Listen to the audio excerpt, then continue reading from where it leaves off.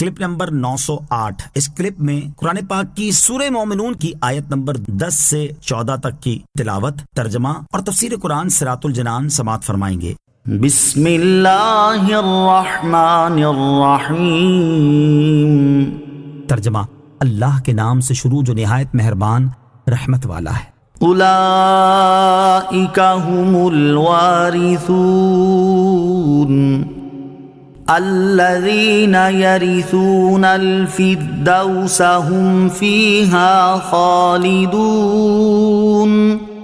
ترجمہ: یہی لوگ وارث ہیں، یہ فردوس کی میراث پائیں گے، وہ اس میں ہمیشہ رہیں گے۔ اولئک، یہی لوگ۔ اس آیت اور اس کے بعد والی آیت کا خلاصہ یہ ہے کہ جن ایمان والوں میں ماں قبل آیات میں مذکور اوصاف پائے جاتے ہیں، یہی لوگ کافروں کے جنتی مقامات کے وارث ہوں گے۔ یہ فردوس کی میراث پائیں گے اور وہ جنت الفردوس میں ہمیشہ رہیں گے، نہ انہیں اس میں سے نکالا جائے گا اور نہ ہی وہاں انہیں موت آئے گی۔ ہر شخص کے دو مقام ہیں، ایک جنت میں اور ایک جہنم میں۔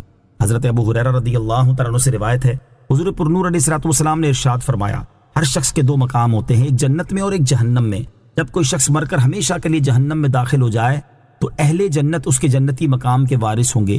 یہی اس آیت اولئک هم الوارثون کا مقصد ہے۔ اللہ تعالیٰ سے سب سے اعلیٰ جنت کا سوال کریں۔ یاد رہے کہ فردوس سب سے اعلیٰ جنت ہے اور اسی کا سوال کرنے کی حدیث پاک میں ترغیب دی گئی ہے۔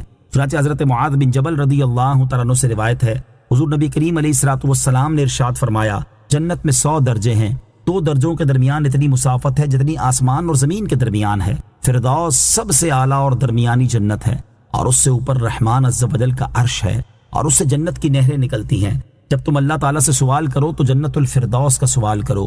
لہٰذا ہر مسلمان کو چاہیے کہ وہ جب اللہ تعالیٰ سے جنت کی دعا مانگے تو جنت الفردوس کی ہی دعا مانگے۔ اگر اللہ تعالیٰ نے اپنے فضل و کرم سے یہ دعا قبول فرما لی تو آخرت میں ملنے والی یہ سب سے عظیم نعمت ہوگی۔ دعا: اے اللہ، ہمیں فردوس کی میراث پانے والوں اور اس کی عظیم و شان نعمتوں سے لطف اندوز ہونے والوں میں سے بنا دے اور جہنم کی طرف لے جانے والے تمام اسباب سے ہماری حفاظت فرما، آمین۔ وَلَقَدْ خَلَقْنَا الْإِنسَانَ مِن سُلَالَةٍ مِّن طِينٍ ثُمَّ جَعَلْنَاهُ نُطْفَةً فِي قَرَارٍ مَّكِينٍ۔ ترجمہ: اور بے شک ہم نے انسان کو چنی ہوئی مٹی سے بنایا، پھر اس کو ایک مضبوط ٹھہراؤ میں پانی کی بوند بنا دیا۔ الانسان، انسان۔ اس آیت سے رکوع کے آخر تک اللہ تعالیٰ نے اپنی قدرت پر 4 دلائل ذکر فرمائے ہیں۔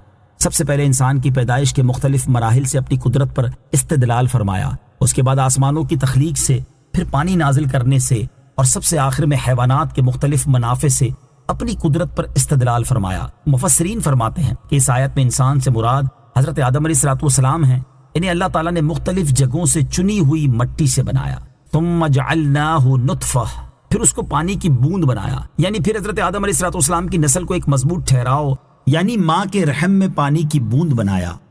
ثم خلقنا النطفة علقة فخلقنا العلقة مضغة فخلقنا المضغة عظاما فكسونا العظام لحما ثم أنشأناه خلقا آخر فتبارك الله احسن الخالقین۔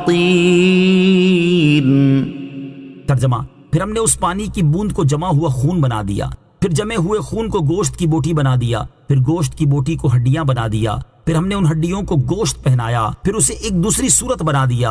تو بڑی برکت والا ہے وہ اللہ جو سب سے بہتر بنانے والا ہے۔ ثم خلقنا النطفة علقہ، پھر ہم نے اس پانی کی بوند کو جمع ہوا خون بنا دیا۔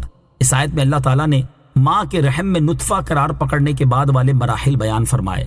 چنانچہ ارشاد فرمایا کہ پھر ہم نے اس پانی کی بوند کو جمع ہوا خون بنا دیا، پھر جمے ہوئے خون کو گوشت کی بوٹی بنا دیا، پھر گوشت کی بوٹی کو ہڈیاں بنا دیا، پھر ہم نے ان ہڈیوں کو گوشت پہنایا، پھر اس میں روح ڈال کر اس بے جان کو جاندار کیا، بولنے، سننے اور دیکھنے کی صلاحیت عطا کی اور اسے ایک دوسری صورت بنا دیا۔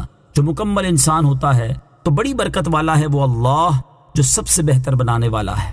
حضرت عمر فاروق رضی اللہ تعالیٰ عنہ کی سعادت، حضرت عبداللہ بن عباس رضی اللہ تعالیٰ عنہ فرماتے ہیں جب یہ آیت نازل ہوئی تو حضرت عمر فاروق رضی اللہ تعالیٰ عنہ نے اس کا ابتدائی حصہ سن کر کہا فتبارک اللہ احسن الخالقین۔ حضور اقدس علیہ الصلوۃ والسلام نے ارشاد فرمایا اے عمر رضی اللہ تعالیٰ عنہ اسی طرح نازل ہوا ہے۔ انسان کی تخلیق اللہ تعالیٰ کی قدرت کی بہت بڑی دلیل ہے۔ انسان کے ظاہر و باطن، اس کے ہر عضو اور ہر جز میں اللہ تعالیٰ کی قدرت و حکمت کی اتنی نشانیاں موجود ہیں جنہیں شمار نہیں کیا جا سکتا اور نہ ہی ان کی شرح بیان کی جا سکتی ہے۔ اگر کوئی شخص انصاف کے ساتھ اپنی تخلیق کے مراحل اور اپنے جسم کی بناوٹ میں غور و فکر کرے تو اس کے پاس یہ بات ماننے کے سوا اور کوئی چارہ نہ ہوگا کہ ایسی حیرت انگیز تخلیق پر اللہ تعالیٰ کے سوا اور کوئی قادر نہیں اور وہی اکیلا اس لائق ہے کہ اس کی عبادت کی جائے۔ صلو علی الحبیب صلی اللہ تعالی علی محمد صلی اللہ تعالی وسلم۔ مجھے اپنی اور ساری دنیا کی لوگوں کی اصلاح کی کوشش کرنی ہے انشاءاللہ عز و جل۔